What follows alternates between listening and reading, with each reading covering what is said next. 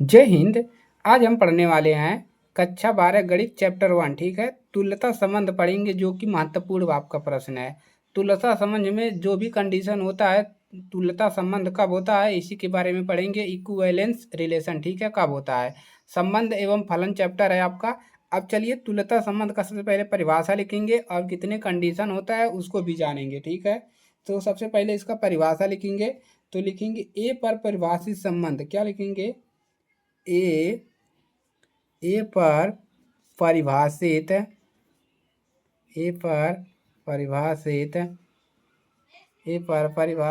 तो इसका परिभाषा क्या है? ए पर परिभाषित संबंध आर जो है रियल नंबर होता है। आर एक तुल्यता संबंध कहलाएगा यदि आर समतुल्य होगा, सम्मति होगा तथा संक्रामक होगा। तो तुल्यता संबंध सिद्ध करने के लिए सबसे पहले आपको यहाँ पर सिद्ध करना होगा, सबसे पहला समतुल्य दिखाना होगा। क्या दिखाना होगा? समतुल्य। ठीक है, एग्जाम्पल भी करके बताएंगे। सबसे पहले समतुल्य दिखाएंगे। इसको सिद्ध करने के लिए पहला समतुल्य दिखाना पड़ेगा, रिफ्लेक्सिव। ठीक है, समतुल्य कहलाता है। समतुल्य कब कहलाता है? समतुल्य कहलाता है कब कहलाता है? यदि यदि यदि प्रत्येक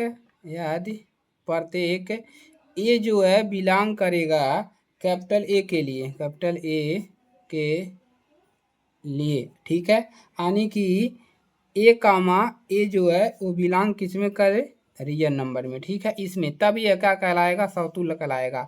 दूसरा आपको क्या सिद्ध करना पड़ेगा? दोबारा सम्मति। ठीक है, सम्मित कहलाता है कब? सिमेट्रिक कब कहलाता है? सम्मित कहलाता है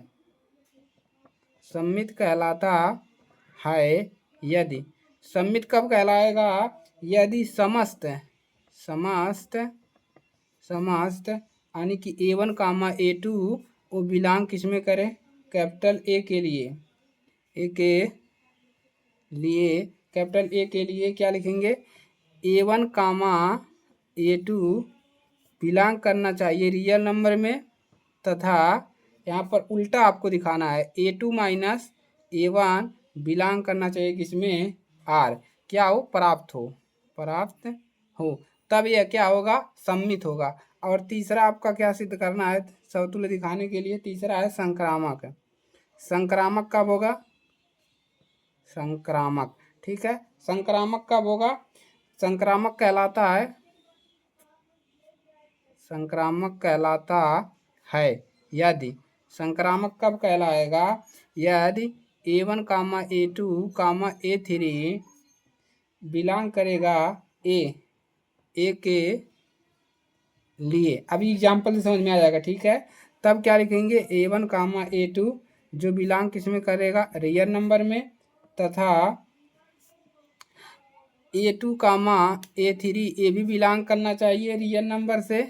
ठीक है, तो यहाँ पर हम तीनों को लिख सकते हैं। A1 कामा A3 ये भी बिलोंग करना चाहिए रियल नंबर से, प्राप्त हो।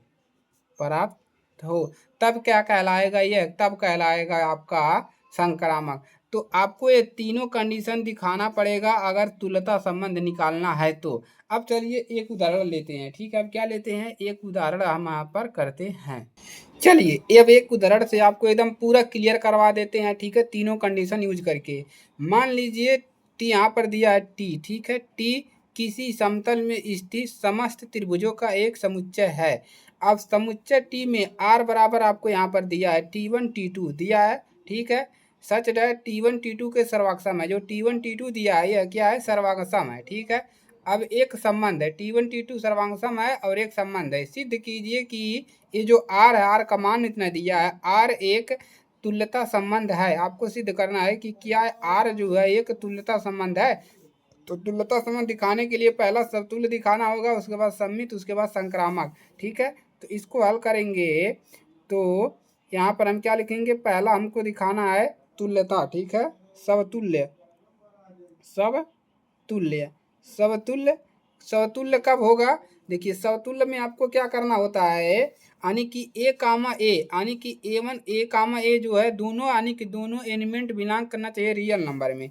तो ये देख दिया आर बराबर इतना, तो हम यहाँ से क्या लिख सकते हैं कि जो T1 है और T2 ये दोनों किस में बिलोंग कर रहे हैं, R में, ठीक है। R में Tm है, Tm T2 जो है दोनों R में बिलोंग कर रहे हैं, तो ये क्या हो गया, समतुल्य हो गया, ठीक है। अब हमको दिखाना है क्यों हुआ, क्योंकि सर्वागसम है,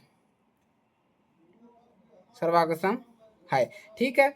अब देखिए, अब दूसरा हमको क्या दिखाना है, दूसरा हमको दिखाना है सम्मित। सम्मित कब होगा, सम्मित, सम्मित कहलाता है, कहलाता है, सम्मित हो कहलाता है या सम्मित होने के लिए, सम्मित होने के लिए देखिए यहाँ पर T1 कामा T2, T1 जो है T2 के क्या है, सर्वागसम है, सर्वागसम है, सर्वागसम है। T1 जो यहाँ पर दिया है T1 कामा T2 के सर्वागसम है, T1 कामा T2 के सर्वागसम है, तो इसलिए हम यहाँ से क्या लिख सकते हैं, यहाँ से हम लिख सकते हैं कि जो T2 होगा, T2 कामा T1 होगा, जब दोनों सर्वांगसन है तो T2 कामा T1 जो है बिलोंग किस में करेगा, रियल नंबर में। अतः हम लिख सकते हैं, अतः जो है संबंध R क्या है, सम्मित है, सम्मित है, R जो है सम्मित है। इसके अतिरिक्त हम क्या लिख सकते हैं, देखिए इसके अतिरिक्त हम लिख सकते हैं, अब आपको तीसरा दिखाना है। देखिए यहाँ से आपको क्या सिद्ध करना था, A1 A2 बिलोंग कर रहा है रियल नंबर में, तो A2 अपान A वाले भी बिलोंग करना, ये भी प्राप्त करना है, A2 अपान A1, यानी कि यहाँ पर हमने सिद्ध कर दिया T2 अपान T1, यहाँ पर A1 के सर्वांगसम है, T2 अपान A1, ये दूसरा हो गया। अब तीसरा कंडीशन क्या है आपका, चलिए तीसरा कंडीशन देखिए, तीसरा कंडीशन आपका क्या है कि T1 कामा T2, ठीक है, T1 कामा T2, और यहाँ से लिख सकते हैं T2 कामा T3, ठीक है। इसके आगे हम लिख सकते हैं T2 कामा T3, ठीक है। एक किस में बिलोंग करेगा, एक करेगा रियल नंबर में, ठीक है। अब यहाँ से क्या लिख सकते हैं, this implies that T1 comma T2 के सर्वांगसम है, के सर्वागसम है, सर्वागसम है, तथा लिख लीजिए, तथा T2 कामा T3 के सर्वागसम है, T3 के सर्वागसम है,